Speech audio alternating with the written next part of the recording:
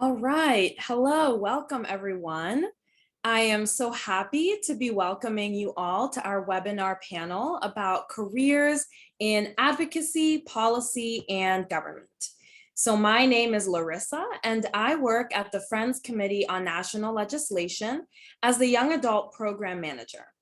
Now, we are a Quaker nonprofit lobbying organization that focuses on issues of peace and justice. And my job is to work with young adults around the country on lobbying our legislators, organizing our communities, and contributing to larger advocacy movements. Tonight, we'll be hearing from 4 amazing alumni of the Young Adult Program. And before I introduce them, I do want to talk a little bit about the paid program assistant position that we offer for young adults. All 4 of these people have completed this program. So this is an 11-month position in which you are placed on staff as a program assistant to work with either a policy team or the grassroots team, the outreach team. Now, benefits include salary, healthcare, and paid vacation and sick leave. But besides that, you're also joining a program that's meant to help you develop skills for your next steps. And you're going to learn about, what that journey looked like for these 4 alumni in just a bit. Now, applications for this program close February 7th. That is exactly 2 weeks from now. So if you are watching this, you still have time to get that application together. I've definitely gotten an application together in 2 weeks, but hopefully you have already started and you're just here to ask more questions. So at the end of this, we want you to be excited, inspired even, to apply to our program. But if you're not, that's okay. Hopefully you still feel like you're a little more confident in figuring out whatever your next steps might be. So who's joining us tonight? Like I said, there are 4 people. So first we have Don Chen. Don is a legislative correspondent in Representative Lauren Underwood's office and was previously a staff assistant in Representative Andy Levin's office.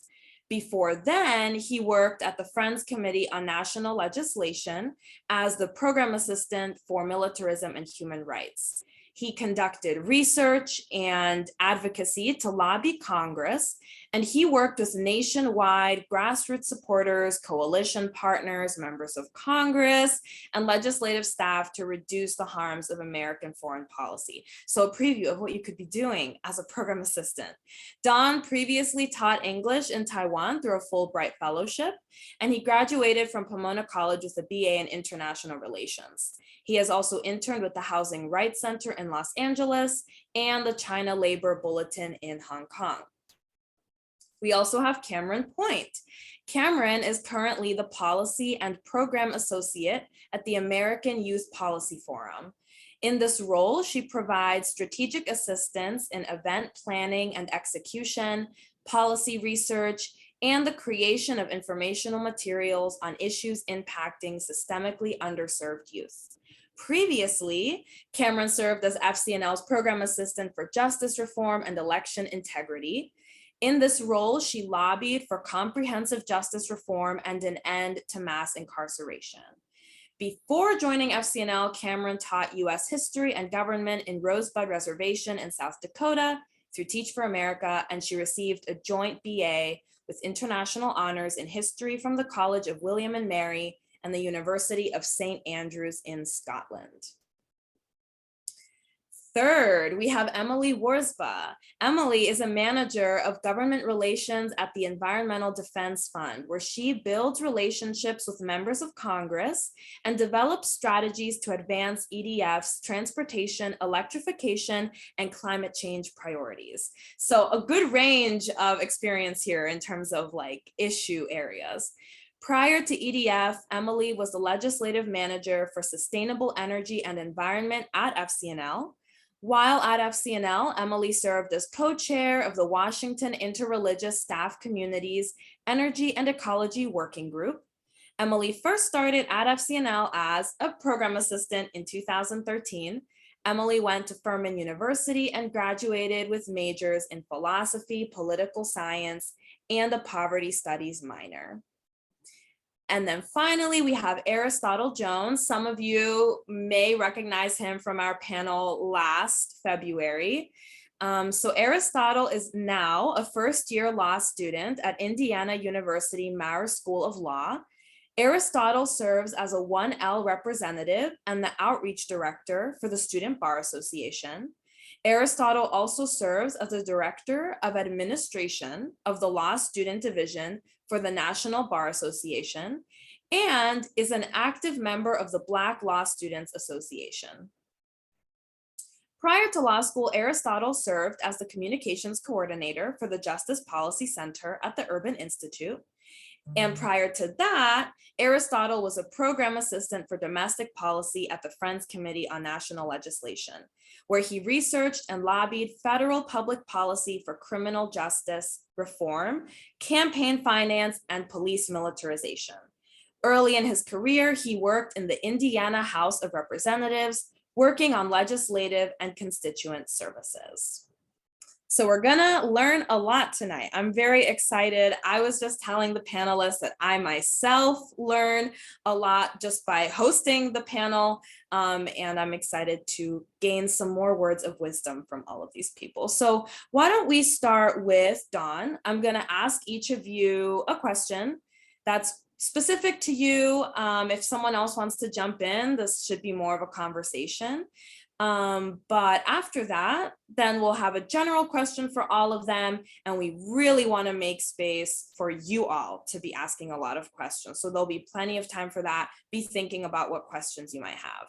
So Dawn, you work on the Hill and you've worked now, I think I said, in 2 different offices in your bio. So I often get questions from young adults about how to get your foot in the door as a staffer on Capitol Hill. It seems really difficult.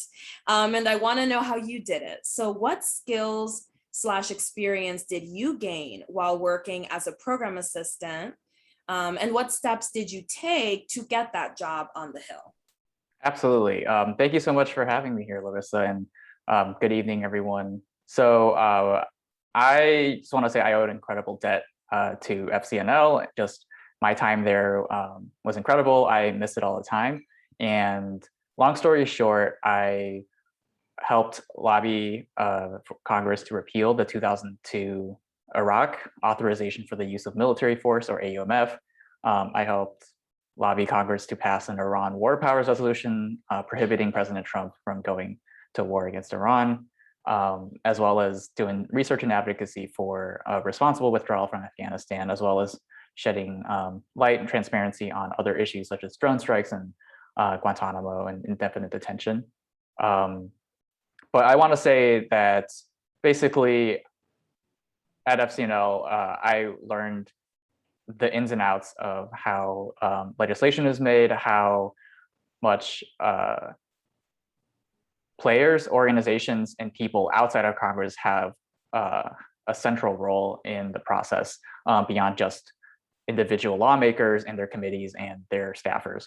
So I have an incredible debt to that. And I want to say that being at FCNL definitely gives you a huge network. That's probably one of the most important factors besides just luck on getting on the Hill, is just being able to have your resume picked out of a pile of job applications. Oftentimes that's the most difficult step to get past. And I just applied to a bunch. I applied to many offices, and I got a handful of interviews. And of those handful of interviews, one of the offices actually accepted me to actually be their intern. I was their fall intern in 2019, and then about 2 weeks in, the staff assistant who was supervising me left to take another job. And I went through the job application process again with the office, but being the intern definitely gave me advantage in terms of being a part of the office already, doing the work, having the relationships with the staffers. So yeah, as far as how I came to this work, it was just because I saw that there was a potential famine happening in Yemen because of the war and because of the support that the US was giving the Saudi-UAE alliance. And I looked up coalition letters, I looked up petitions, and I looked at the list of signatories, and I went on the website of every single one of them, and I saw that FCNL was a signatory, and I saw that they had an opening for the Young Fellows program. So it was very serendipitous, and I can't, if I had to pinpoint one of the best decisions I've made in my life, that was it. Thanks, Don. And I'm glad you said about the Young Fellows program. I think a lot of us know this program as the Young Fellows program, and you're hearing me say program assistant. So for those of you who might know our fellowship program, we've recently changed that title to be really clear that it's a program assistant cohort. And so if some of you are wondering what program we're talking about and you have some familiarity with that, I think it's good to be clear about that. And Don, where did you look for these opportunities? You said you applied to a bunch. How do you find those places to apply? Absolutely. Would be happy to follow up with a list of links that maybe you can email out to attendees tonight. But the official ones are the Majority Leader Hoyer's website has job listings. The mobile version is an app called Dome Watch. That's for the House side. On the Senate side, there's the Senate Employment Bulletin. Again, I will be happy to pass these links on. And beyond that, there are various cohort and affinity group fellowships. The Senate has a Senate Diversity Initiative. I'm pretty sure the House has the same thing. Those are in-house, but there are organizations outside of Congress that also help funnel young people passionate about legislative policy into that fund fellowships, or whether that's based on your gender identity, racial identity, geographic, maybe even. And these are programs that place you in a legislative office for usually about a year or so, and allows you to get hands-on experience within an office, a little more substantive than the work that an intern would do, and is supposed to help set you up to apply for long-term full-time positions. Another program that I was part of was the Progressive Talent Pipeline, which is one of these similar programs that aims to place people who share progressive values and beliefs into offices, and is kind of also a kind of an formalized network to help basically with the first step that I mentioned about in terms of flagging your resume, getting that picked out of the pile, and making sure the hiring manager at whatever office that the program has a connection with is actually able to read the resume and kind of give you a chance. That's helpful. Thank you, Don. And to go back to something you said kind of towards the beginning, I like you mentioned this role beyond what you kind of assume the roles are in the lawmaking process and the policymaking process. There is that role that constituents play, and it's a unique one that only constituents can fill with their stories and their voices. So I'm glad you emphasized that. And that kind of leads me into the question I want to ask Kameryn. So Kameryn, your work now focuses on issues impacting systemically underserved youth. I mentioned this earlier. And, when we worked together at FCNL, we had a lot of conversations about systemic injustice. We were planning Spring Lobby Weekend, our advocacy conference that happens in March. So I'm wondering, Kameryn, what did your time at FCNL and now your time at the American Youth Policy Forum, what did that teach you about the importance of the young adult voice, of the constituent voice in tackling systemic challenges?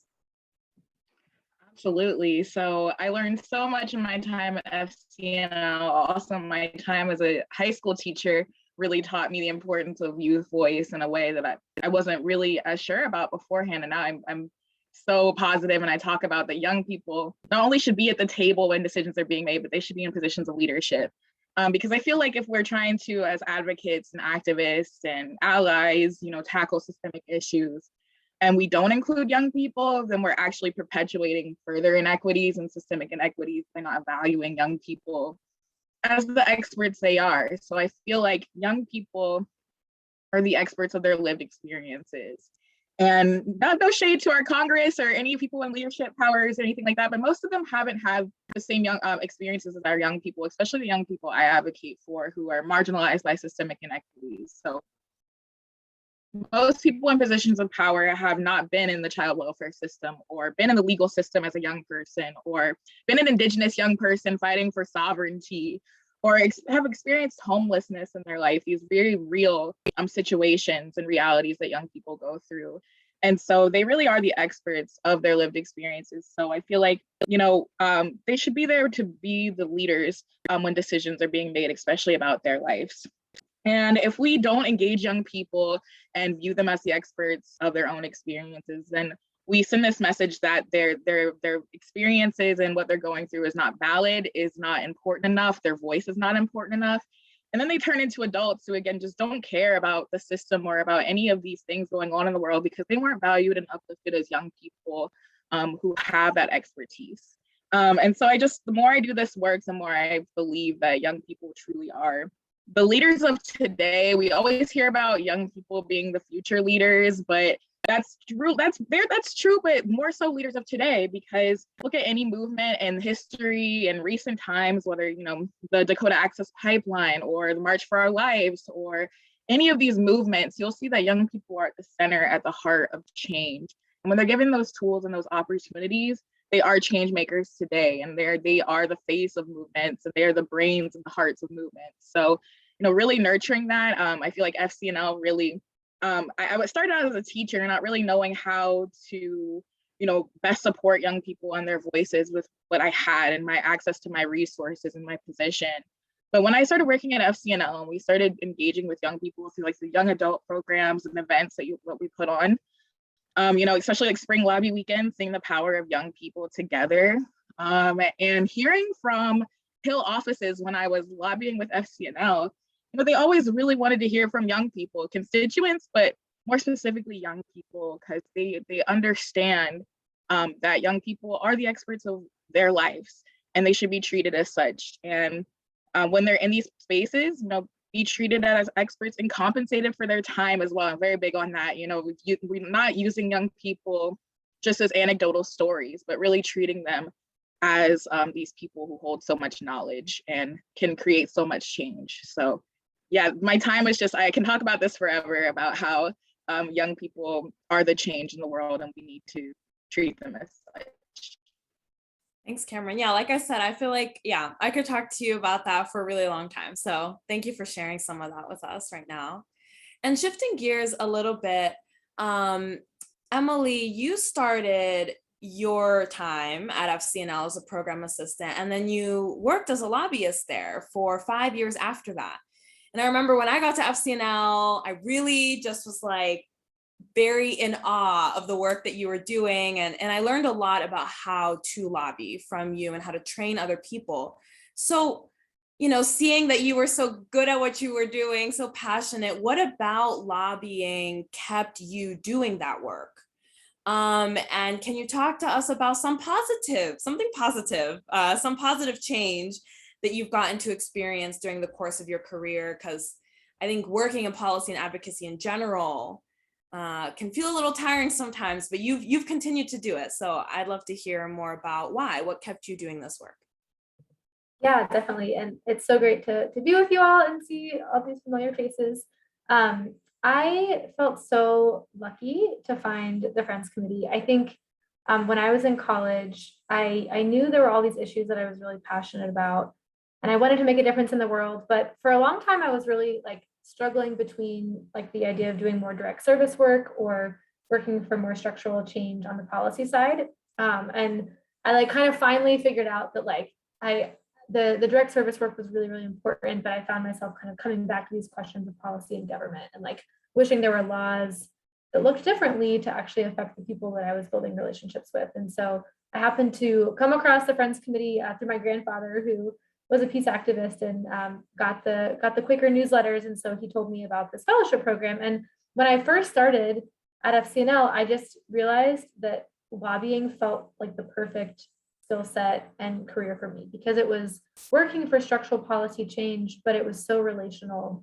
And for me, the core of lobbying is building relationships with those in power, but also those who don't, citizens, young people, the people that we were representing. And so it was a really, the skill set is a really interactive and fun and meaningful one to have. And the Friends Committee has a really unique approach to lobbying, where you're really seeking to find common ground with each person that you're speaking to. And that can be really easy sometimes, and it can be really challenging sometimes. And I think for me, working on climate change, especially when I first started in 2013, the issue is definitely polarized now, but it was even more so when I first started. And so to me, like, in order to actually get through the day, I had to figure out, okay, what are these smaller steps that I can take? Where is that common ground that I can search for and find? And so I was actually really grateful to be at FCNL for as long as I was, because if I had just measured success and like the wins from work in maybe a year or 6 month segment, it would have been a little depressing. But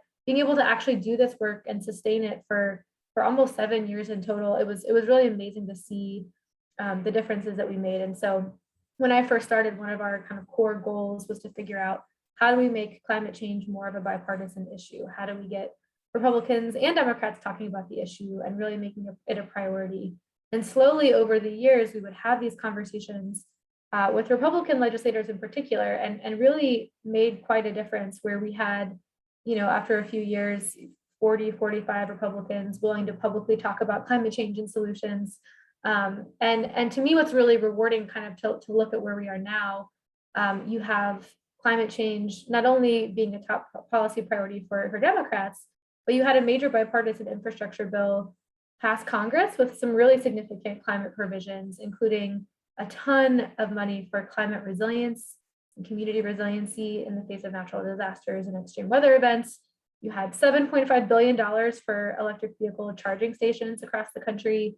You had $5 billion for electric school buses, $7.5 billion for electric transit buses. Like, we're really seeing some really significant investments in climate policy that were supported by a number of Republicans and Democrats.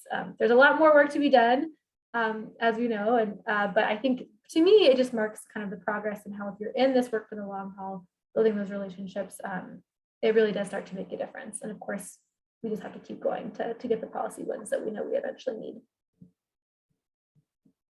Yes, there is still some ways to go, and bipartisan legislation can feel very difficult nowadays. And so it's really exciting that you got to experience the success of bipartisan talks and efforts to actually address climate change. So that's great. Definitely a positive thing that you've experienced in your lobbying. Okay, great. Well, Aristotle, I have my almost final question for this round, I guess, for you. And then, I have one question for the whole group, and we can answer in whatever order feels best. But I am excited to hear what you're going to say, Aristotle, because you recently made a decision to go back to school. And I think, a lot of people on this call, or that might be considering this program, are leaving school, going to try working, and then maybe they might also go back to school. That's a very common narrative. So it'll be interesting to hear how you made that decision. But how did your work experience, including your time as a program assistant, influence your decision to return to school and specifically study law, which, congratulations, by the way. Thank you so much. And thanks for having me on. Thanks for my panelists as well, especially Emily, who I know prior from FCNL too. So very appreciative of everyone. I would think life experiences kind of influenced me to go to, well, not kind of, they did influence me to go to law school. And I think my work experience kind of aided to my ability to know that I was going to go to law school. So I knew I wanted to go to law school since November 15th of 2010. And since that date, I tried to put myself in positions that elevated my resume or elevated me to a position where I was thinking more holistically, more open to different diverse ideas, and just meet new people, because, why not? The world is beautiful. So why stay in one spot mentally or physically, anything like that? So I definitely think my personal experiences led me to law school, but my work experiences helped me get into law school and helped me sustain myself to thrive in law school as well, because taking time off in school was the best thing I've ever could have done for my life. I don't know how people can do law school at the age of 24, but kudos to them. But very appreciative for my time at FCNL for giving me that opportunity to lobby Congress at 24. It makes law school more exciting to know I want to do this. I'm not just doing this just for a degree. I'm actually doing this to hopefully change the world. So very nice. That's great. Sounds like you took that step back that you needed to figure out what would be the reason to return to school. And now you're there motivated with a clear goal. So that's awesome. Sure. Well, the question I have for everyone, and then audience, please have questions ready, throw them in the chat so we can get to those as well. But the question I have for everyone is, I've been kind of saying this in different words, but there are many people tuned in because they are figuring out next steps. They're interested in this program, they're intending to apply, maybe they're just feeling it out because they want to know what's next for them. So what advice would you have given yourself when you were graduating college, or maybe just in these early stages of your career? What advice would you have given yourself? And whoever feels called to go first can jump in.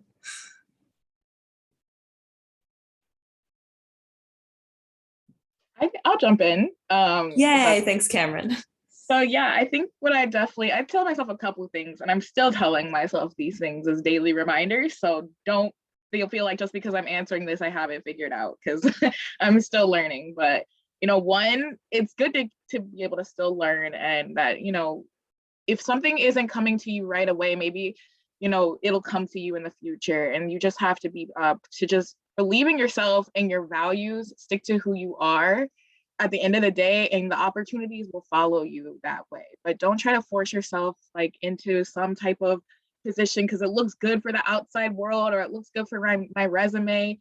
What really wakes you up in the morning and gets you excited to be alive and to work for change? Those are the things that you should stick to. And like I said, those opportunities will come to you, and it's okay to not have it all figured out, because a job might come 5 years from now, like out of nowhere, that didn't even exist beforehand, and now it's perfect for you. So just, again, hold on to your values, persevere, know that there's no timeline.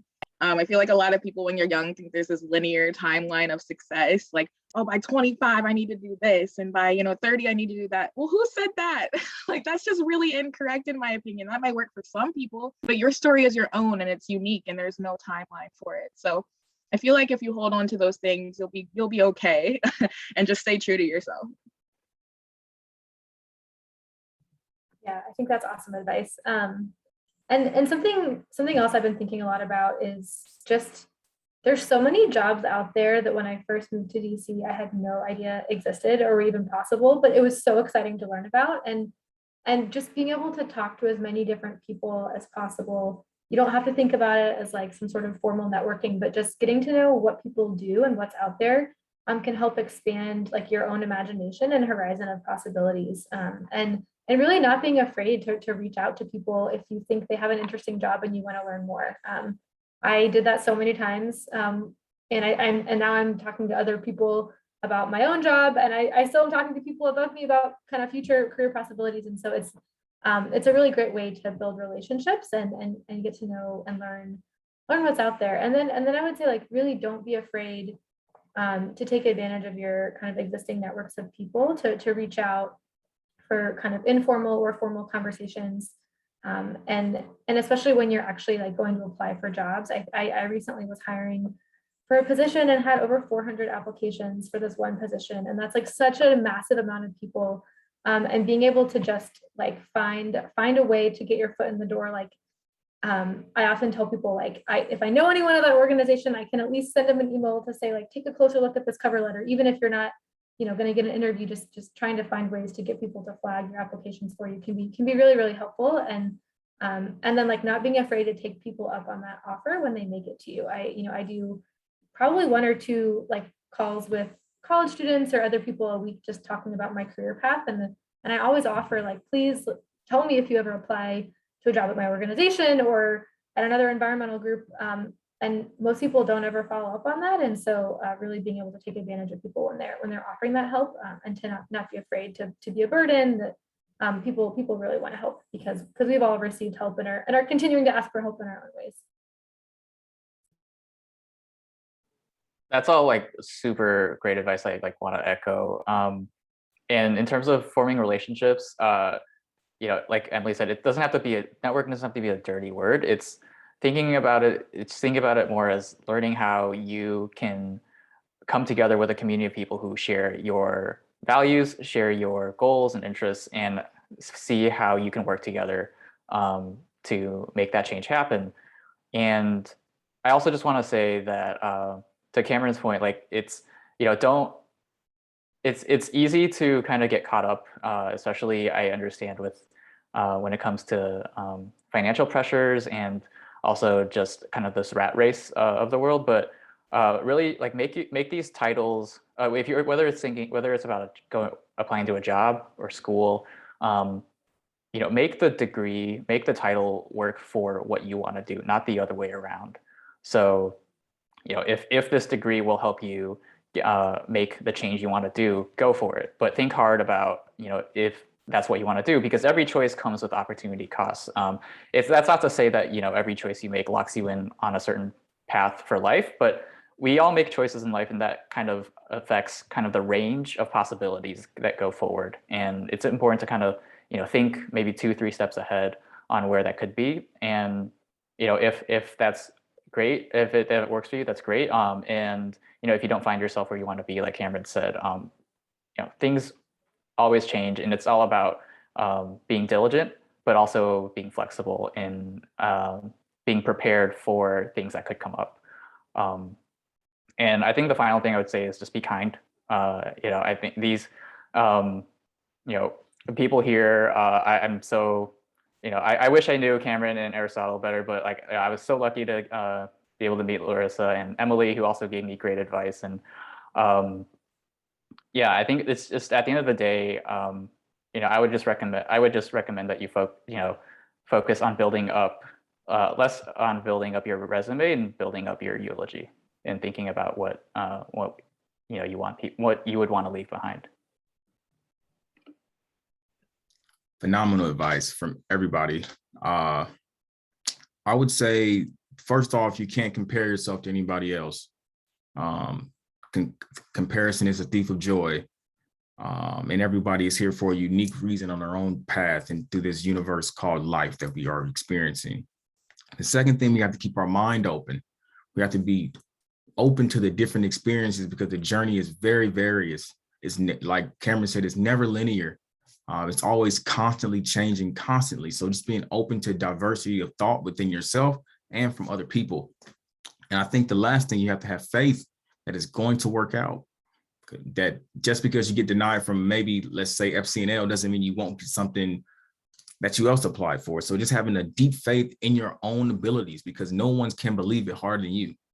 It has to be within yourself. And then also just, have fun. And also, what Don said, you have to really be kind. You have to really be kind, because kindness goes a long way, So that's what I would say. No comparing, open mind, have faith, and be kind. Thank you to everyone. And as you were talking, some questions came in. A reminder, you can use the chat. You can also use the Q&A function. I can see both. So as we're proceeding, keep asking your questions. So the first question we have is from Kiana Folk, who is actually an advocacy corps organizer right now, working on climate policy. So is there any advice that you can give in writing your cover letter? I'm not sure if this is general or specific to the program. You all did apply to the program, but you can maybe give some advice on both. So I might share, I've been thinking about this a lot because I just had to read 400 cover letters. So a few things that I noticed, and some of this might sound so obvious, but probably a quarter of the applications I got didn't include a cover letter, which is just wild to me that you would apply to a job and forget a major piece of the application. But I see when I'm hiring a lot of kind of very generic cover letters that maybe talk about you a lot and the skill set that you have and the experience that you bring, but don't then make it a match to the position and organization that you're applying to. And like it's really shocking, but so many cover letters are like that. So really taking the time for even if it's just for a couple of sentences, write, why, if you're applying to the Young Fellows Program, why the Young Fellows Program, why FCNL, why this moment, why is this a perfect alignment of your skill set and the role that's being hired for? And that's what actually is going to make a cover letter stand out, because a lot of people will write about the skill set they bring and the experience they have, but kind of tell me why you want this place in particular. I think that to me is the best thing that you can do.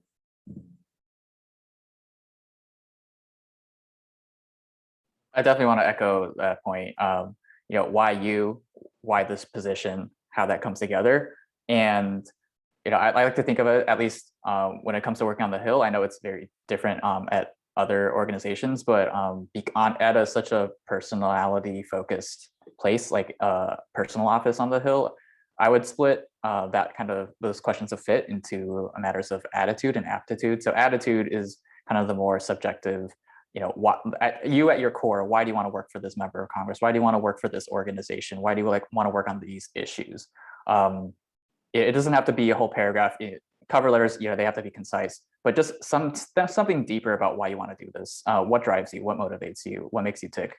And in terms of aptitude, kind of like what Emily said, your skills and interests, what you bring to that, and why that would be a good fit. And I would say just on the Hill specifically, initiative, flexibility, reliability, that goes a long way. I would definitely say focus on the call of the question of a cover letter. Some big people may ask you to tell about the business that you like, so focus on that. Make sure you answer the call of the question. Keep it concise. Do your research on the company. So do your research, focus on the call of the question that they may ask you to be prompted in the cover letter. Just to echo what everyone else has said, but definitely to Emily's point of specificity is really important. I just looked at a whole bunch of applications for interns, and you could tell who just used a generic cover letter about themselves and turned it into multiple places, but then you could tell someone who actually sat down and wrote, American Youth Policy Forum in the cover letter multiple times, and then looked up the mission statement and our values and how their experiences directly connect to the heart of the organization itself. So definitely highlight yourself, but make it specific to that position, and it'll really stick out.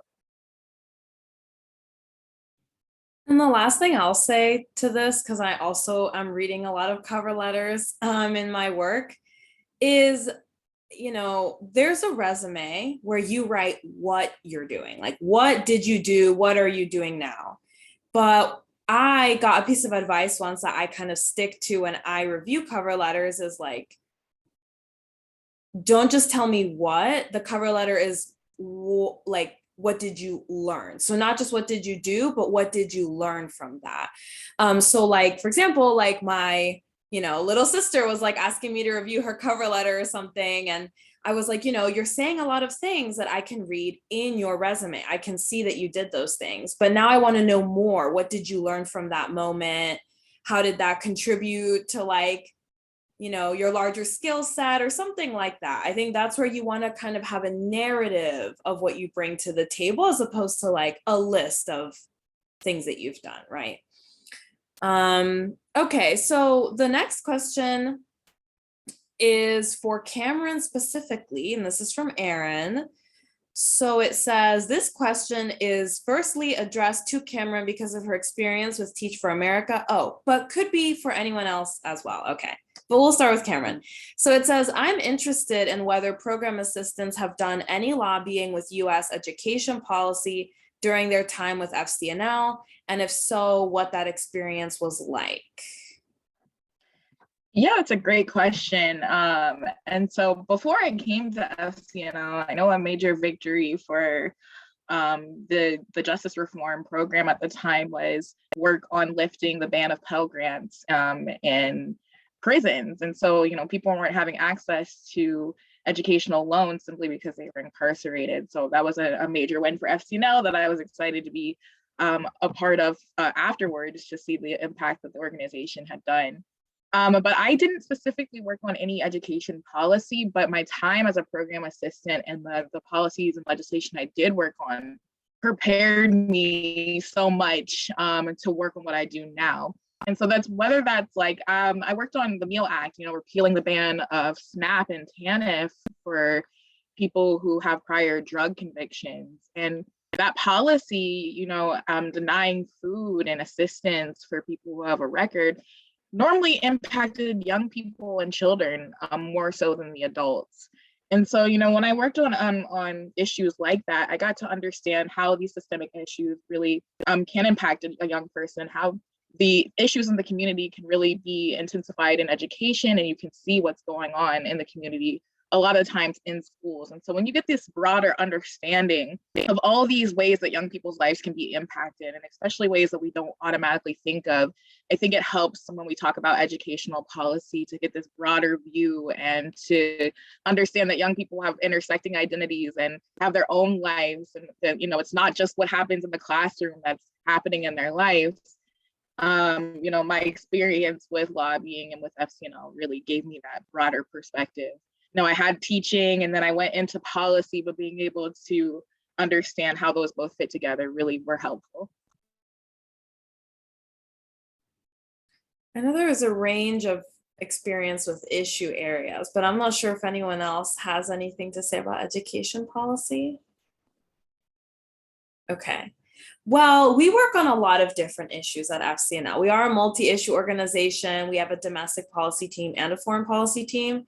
So even with what Kameryn was saying at the beginning, you can hear the intersection that you experience when you're working on these different issues. So the next question that I have for, I guess me, okay, for Larissa, I would love to learn more about how program assistants are assigned to focus areas. I've completed my application and know we indicate our interests/preferences, but I'm interested in how the assignment process works if accepted. And then I see that actually in the chat, there's another question kind of similar. What is the process of how assistants are selected and how many positions are there? So what I can say is that we are a team of hiring managers. So you are applying to the program. And yes, in the application, you can indicate what are the different areas that you're interested in. But that's not a guarantee that that is where we will end up offering you a position, right? So the way it'll work is it's a couple different rounds of interviews, and you will interview with more than one hiring manager.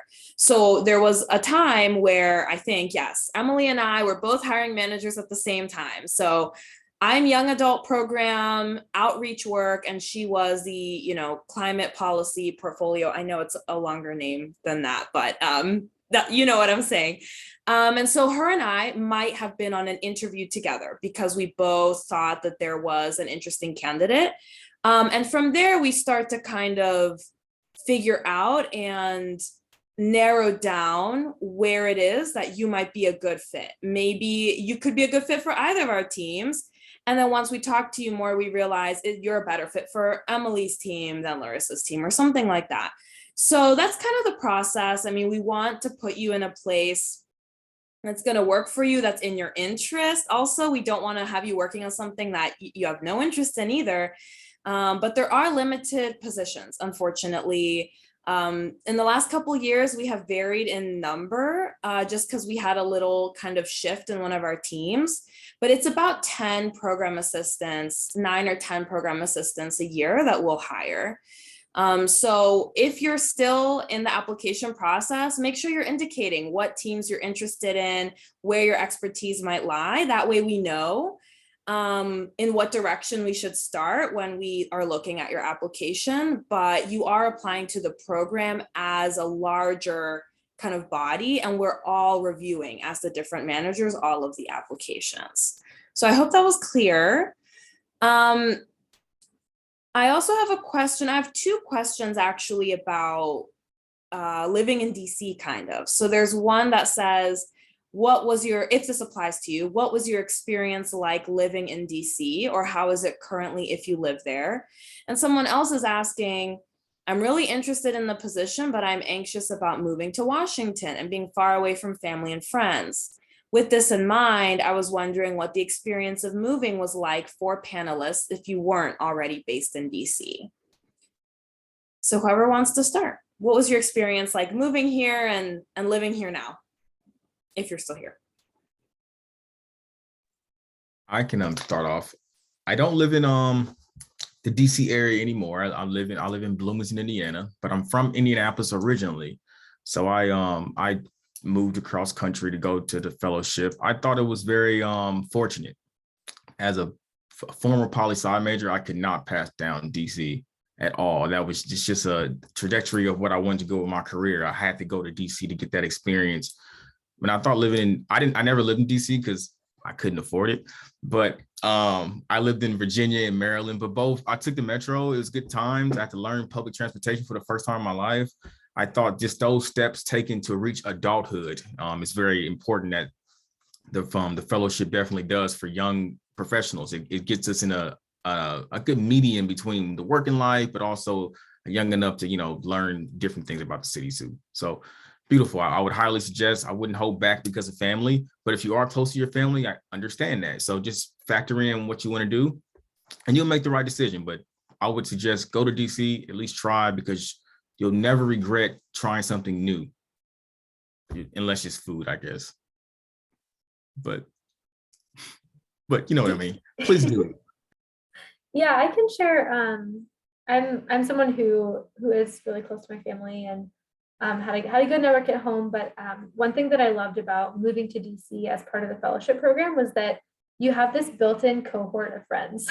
It's like a really lucky way to start a new job in a new city, because you're kind of thrown in with this group of 8 to 10 people who are all in the exact same situation as you. And so some of the people who were in my initial class of program assistants, I'm still like best friends with to this day. And it's really special that you can kind of navigate these questions of moving to a new city and maybe having your first full-time job, or kind of this whole new life with a group of people. I think that's really special. And the other thing about DC, it is very expensive.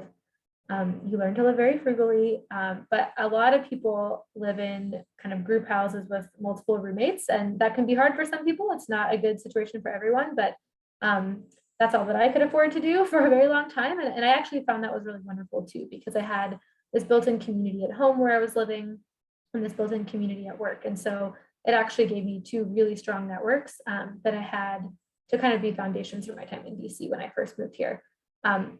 I still live here. I love it. I never thought when I first moved to DC to be a fellow that I would stay in DC, but it's now a city that I consider home, and I think I'll be here for a very long time.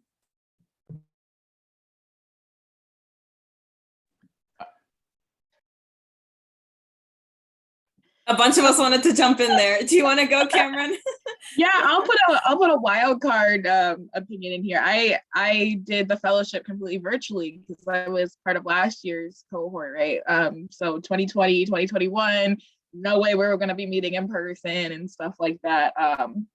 But I was able later in my fellowship, to be able to meet like Larissa in person and like all of these people in a small, safe, social distance way. And I'm in Virginia. I'm born and raised in Fredericksburg, Virginia. So I've always been about an hour and a half from DC, depending on 95 traffic. And so it's always interesting to me when people say they come from across the country and come to DC, because I always kind of feel like there's 2 DCs, right? There's like the policy, like wonky, like world of DC, and then there's like true DC proper. So I would recommend if you come to DC that you give the city the respect of what it is at its heart and its authenticity and the culture there, and try to break away from just the policy bubble of DC, because it can be so separated. We have our people on the Hill and who see all these problems and drive by the city every day, but are in a separated position of power. And it's very interesting dynamic in DC. So definitely would encourage you to get out and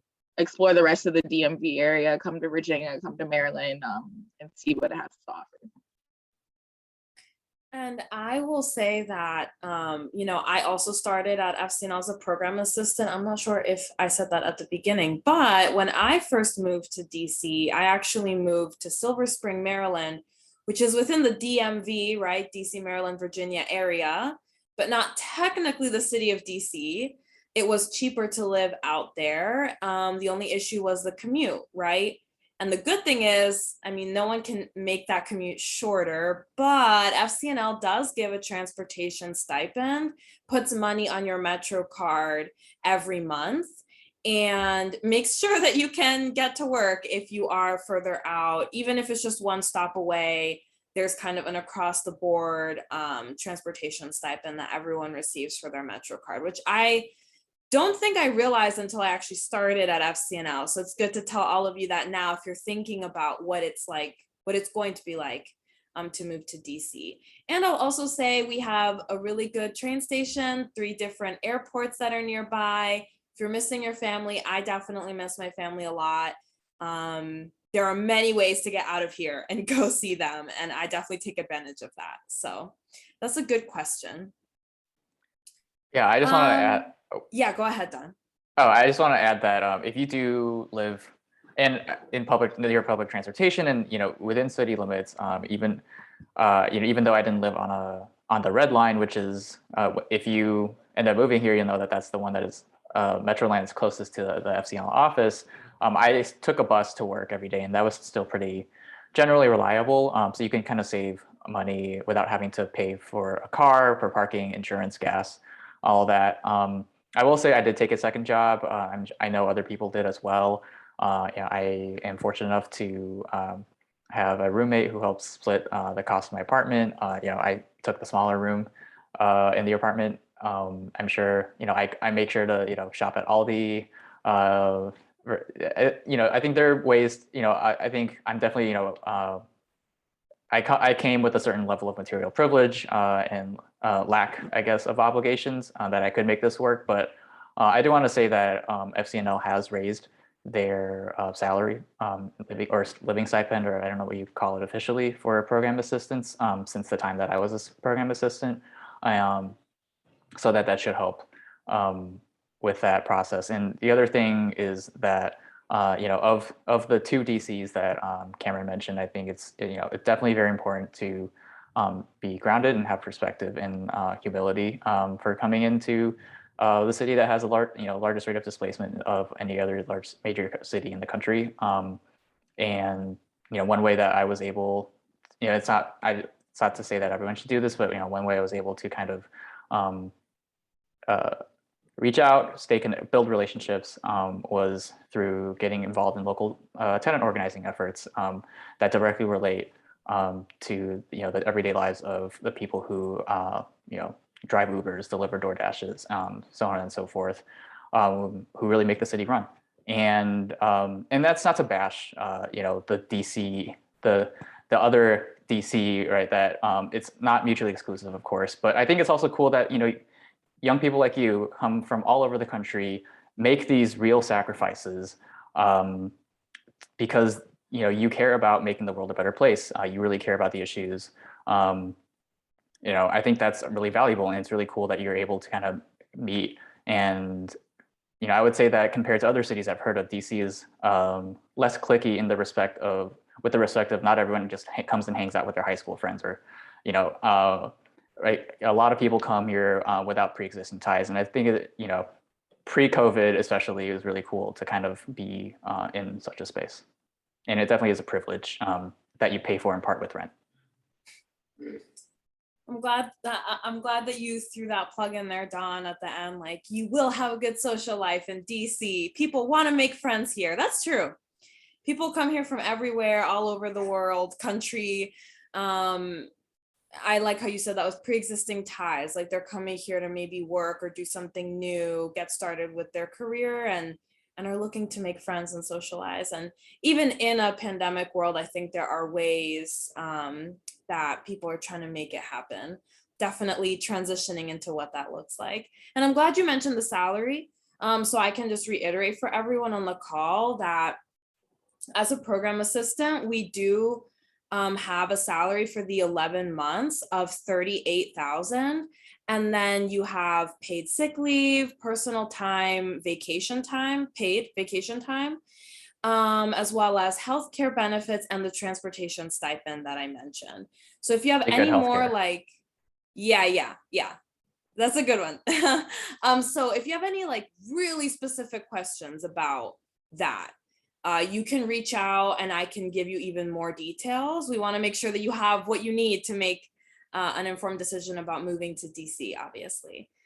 So I think we have room for one more question, and this is a really interesting one. So this person, Lacey, writes, I attended Spring Lobby Weekend in 2021, and I thoroughly enjoyed it because I was able to learn so many new things. However, I am introverted, thus social interaction is not as easy for me as it is for my extroverted peers. Any tips or thoughts on being an introvert who lobbies / wants to lobby?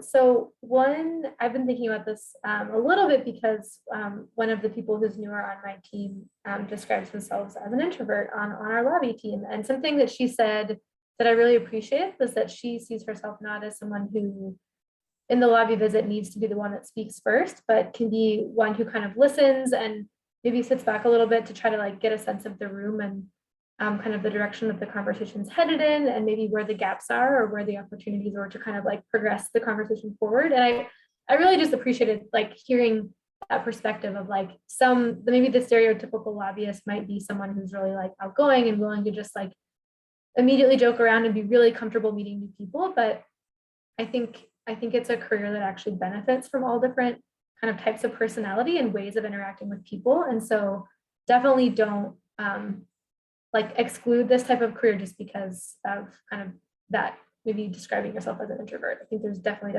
room for that kind of interaction. That was very wholesome advice from a very wholesome person. And I will echo that by saying play to your strengths, and it's okay to be the quiet ones, quote unquote, but long as you are taking the information in and be able to put it out in a very great way so people can understand it, no matter what you are, extrovert, introvert, it's fine. As long as you can communicate, that's fine. So I would still, don't let that hold you back. I would definitely still do it. I just want to say that a lot of what is called lobbying doesn't mainly even consist of FaceTime with congressional staff. A lot of it is research, it's prep, it's debriefing, it's kind of analyzing what happened in your lobby meetings, where different members of Congress stand, and that can come from analyzing your meeting notes. It can also come from looking at statements and votes, building scorecards. A lot of it is done behind the scenes. There's a reason why I said research and advocacy in my bio, and they're not mutually exclusive. So I think Aristotle's said it in a really great way, which is play to your strengths. And part of the lobby meetings, I think, go both ways, right? It's obviously it's important for congressional staffers to listen to what you have to say, what your constituents, if you are bringing FCNL constituents or other advocacy members with you, what they have to say. But it's also important to listen to what staffers have to say. And a lot of these meetings are places where you can kind of gather information and intel on where a member stands, why they are in a certain position, and what may or may not move them, and other members that they interact with. Yeah, and Don knows a lot more about this than me, but I feel like in lobby visits, it's one of the places where you're really wanted to be there as a constituent. It's one of the places where you can really feel like, okay, they actually took the time and the energy because my voice is important. And so if you're ever, wondering like, who am I to be here and speak about this? Well, you're you, and there's nobody else like you, and you have your own lived experience and your own knowledge and your own expertise, and it's valued and it needs to be heard. And so whether like everyone's saying, you might not want to be the one who talks all the time, but just have confidence in owning that you deserve to be there, that you're supposed to be there, and that what you're going to say is going to affect change because it's coming from your truth and your experience. So I would say I'm a very extroverted person, but when I started the program assistant position, I let Jose, our supervisor, really take the lead and just I took a step back. But I started practicing like each call. I was like, okay, I'll say something during this section now. Like now that I've had this practice go over and over again, I'm gonna try this meeting to say this. And maybe it was a safer office. Like I already had a relationship with them. And so I felt more confident to speak a little bit more. And then as the months grew on, I was leading the lobby visits at that point, because I ended up being so confident in that role and who I was. But it definitely took time. So if you think you're introverted now, give yourself some space and some practice and some grace. And you never know, you might be the one talking everybody's ear off in a year from now. Thanks, everyone. We are at time. I think that was a really great question to end on. I want to thank all of you, Emily, Dawn, Kameryn, Aristotle, for being here tonight and answering my questions and giving us all some pieces of advice and wisdom. So reminder that the application for this program is due in 2 weeks. So February 7th, 2022, that is a Monday. So work on your application. And if you have any questions, you can actually go to fcnl.org/youngadult. And there you'll see information about what you'd be doing during this program, how to apply, etc. And if you're interested in learning more about Spring Lobby Weekend, which is our March advocacy conference, you can go to fcnl.org/SLW. That's a great way to kind of get your feet wet with some of what we're talking about, get to know the network, what lobbying looks like. And it's a conference. You get to meet other people as well. So that's really fun. Thank you, everybody. And I hope to see some of y'all's applications. Bye.